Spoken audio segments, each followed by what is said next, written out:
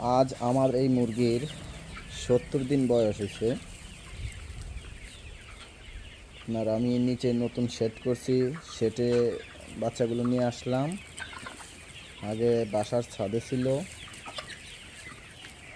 70 দিন বয়স হয়েছে, মোটামুটি 800-900 গ্রামের মতো হয়েছে।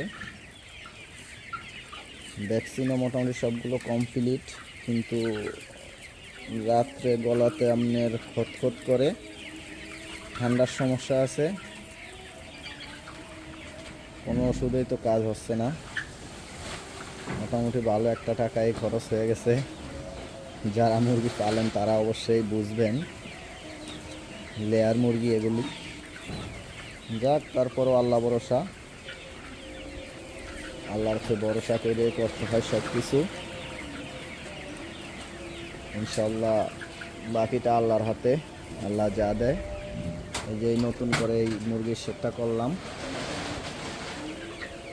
তো আপনারা দোয়া করবেন আল্লাহ যেন ভালো কিছু দেয়। আল্লাহর উপরে ভরসা।